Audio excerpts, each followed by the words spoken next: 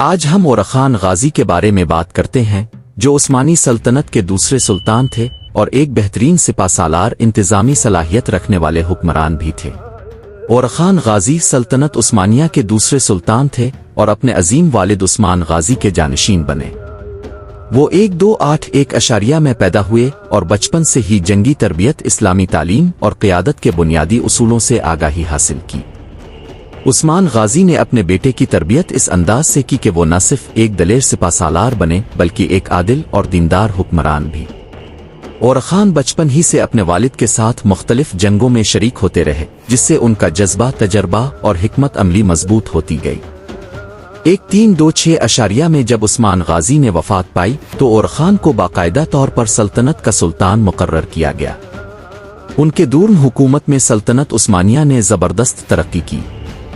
سب سے اہم کارنامہ برصلی اللہ علیہ وسلم بصرہ شہر کی فتح تھا، جسے انہوں نے سلطنت کا پہلا دارالحکومت بنایا۔ برصلی اللہ علیہ وسلم کی فتح کے بعد اورخان غازی نے اس شہر کو اسلامی فن و ثقافت کا مرکز بنا دیا۔ یہاں مدارس، مساجد، خانقاہیں اور شفا خانے قائم کیے گئے اور عدل و انصاف کا ایسا نظام متعارف کروایا گیا جس نے عوام کے دل جیت لیے۔ اورخان غازی کی فتوحات کا دائرہ اناطولیہ، موجودہ ترکی کے کئی علاقوں تک پھیل گیا۔ انہوں نے مشرقی یورپ کے کئی حصوں میں بھی عثمانی حکومت کی بنیاد رکھی۔ ان کی قیادت میں عثمانی افواج نے پہلی بار یورپ میں قدم رکھا اور بلقان کے علاقے میں فتوحات کا آغاز کیا۔ یہ وہ وقت تھا جب عثمانی سلطنت ایک مقامی ریاست سے نکل کر ایک عظیم اسلامی سلطنت کی شکل اختیار کر رہی تھی۔ اورخان غازی نے ایک نہایت دانشمندانہ اقدام یہ بھی کیا کہ انہوں نے باقاعدہ ایک منظم فوج یعنی چری کی بنیاد رکھی جو بعد میں سلطنت عثمانیہ کی طاقتور ترین فوج بنی۔ انہوں نے اپنے بیٹوں کو بھی بہترین تربیت دی، جن میں مراد اول ایک نہایت کامیاب حکمران ثابت ہوئے۔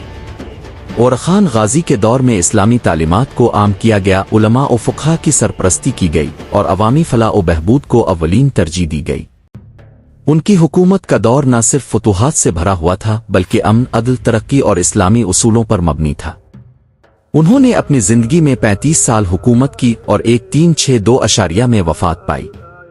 ان کا مزار برصلی اللہ علیہ وسلم میں واقع ہے اور آج بھی لوگ ان کے عدل، دیانتداری اور فتوحات کو یاد کرتے ہیں۔ اورخان غازی نے جو بنیاد رکھی، اسی پر آنے والے سلاطین نے ایک عظیم خلافت کی عمارت تعمیر کی جو 6 صدیوں تک دنیا پر حکمرانی کرتی رہی۔ اورخان غازی سلطنت عثمانیہ کے وہ درخشاں ستارے تھے جنہوں نے اپنے والد عثمان غازی کی چھوڑی ہوئی ریاست کو ایک منظم سلطنت میں تبدیل کیا۔ وہ 1281 میں پیدا ہوئے اور اپنے بچپن سے ہی غیر معمولی ذہانت، دینی رجحان اور جنگی صلاحیتوں کے مالک تھے۔ ان کے والد عثمان غازی نے نہ صرف ایک بہادر جنگجو کے طور پر ان کی تربیت کی بلکہ ایک سچے مسلمان حکمران کی حیثیت سے بھی انہیں تیار کیا۔ بچپن ہی سے اورخان کو اسلامی تعلیمات، عدل، حکمت اور قیادت کا شعور دیا گیا۔ ان کے استاد اور والد نے ان میں یہ جذبہ پیدا کیا کہ اسلام صرف تلوار سے نہیں بلکہ علم، انصاف اور خدمت خلق سے بھی پھیلایا جا سکتا ہے۔ جب عثمان غازی نے 1326 میں وفات پائی تو اورخان غازی کو سلطنت کی باغ ڈور سونپی گئی۔ یہ وہ وقت تھا جب ریاست عثمانیہ ابھی ایک چھوٹا سا خطہ تھی، لیکن اورخان غازی کی قیادت میں یہ تیزی سے ایک بڑی سلطنت کی شکل اختیار کرنے لگی۔ ان کا سب سے پہلا کارنامہ برصلی اللہ علیہ وسلم بصرہ کی فتح تھا جو ایک اہم بازنطینہ شہر تھا۔ اس شہر کو فتح کرنا آسان نہ تھا، لیکن اورخان غازی کی عسکری مہارت اور حکمت عملی نے یہ مرکہ کامیابی سے سر کر لیا۔ انہوں نے برصلی اللہ علیہ وسلم کو سلطنت کا دارالحکومت بنایا اور وہاں اسلامی تعمیرات کا آغاز کیا۔ انہوں نے مسجدیں، مدارس، شفا خانے اور بازار تعمیر کروائے جن سے عوام کو فائدہ ہوا اور اسلام کو فروغ ملا۔ اورخان غازی نہ صرف ایک فاتح تھے بلکہ ایک عادل حکمران بھی۔ انہوں نے باقاعدہ عدالتی نظام قائم کیا جہاں ہر طبقے کو انصاف مہیا کیا جاتا۔ ان کے دور میں ریاست کے ہر فرد کو مساوی حقوق حاصل تھے، خواہ وہ مسلمان ہو یا غیر مسلم۔ اورخان نے زکوٰۃ، صدقات اور بیت المال کا نظام مضبوط کیا تاکہ غریبوں، یتیموں اور بیواؤں کی مدد کی جا سکے۔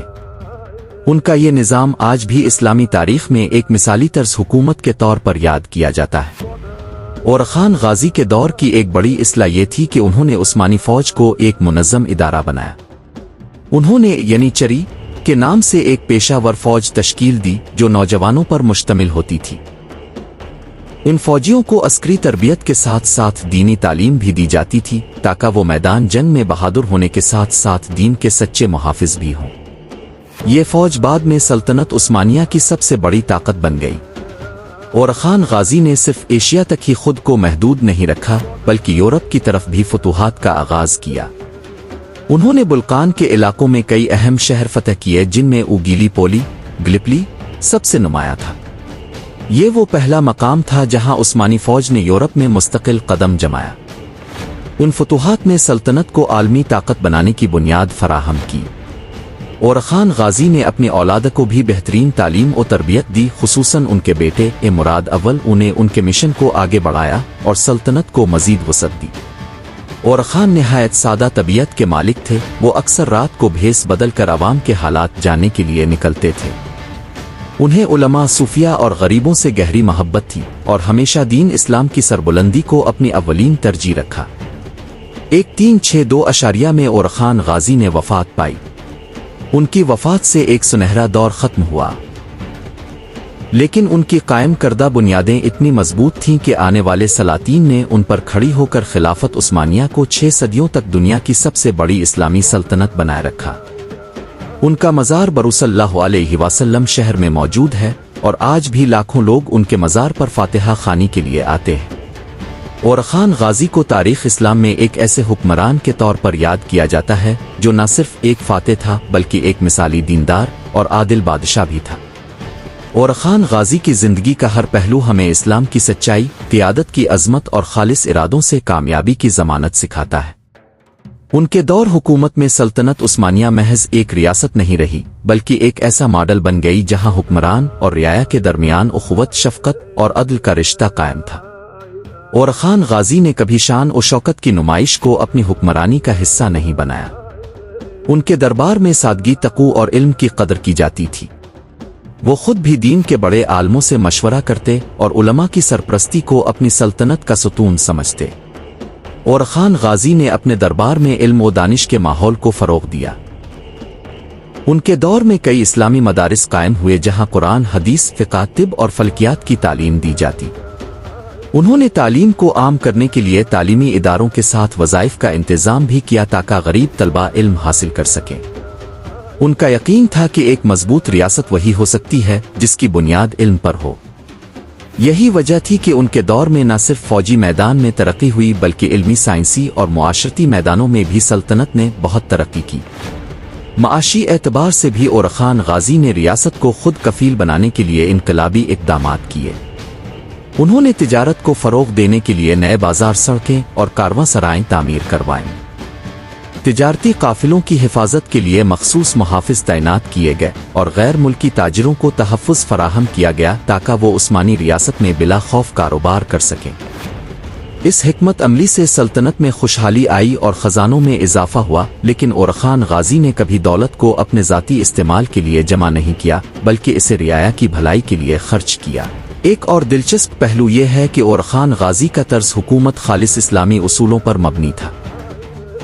उन्होंने शरई क़वानीन के नफाज को यकीनी बनाया और काजियों को मुकम्मल आज़ादी दी ताकि वो इंसाफ करें, चाहे फरीक कोई भी हो।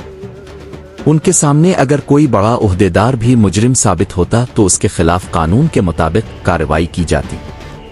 एक मर्तबा एक जर्नैल ने किसानों की ज़मीन पर कब्जा किया। जब ये बात और खान गाजी को मालूम हुई तो उन्होंने न सिर्फ ज़मीन वापस करवाई बल्कि इस जर्नैल को माजूल भी कर दिया। ये वाक़या इस बात का सबूत है कि वो हकीकी मानों में ख़ुल्फ़ अल्लाह फ़ी अल-अर्ज़ के उसूल पर यकीन रखते थे। अगर वीडियो पसंद आई है तो लाइक करें और हमारे चैनल को सब्सक्राइब करें।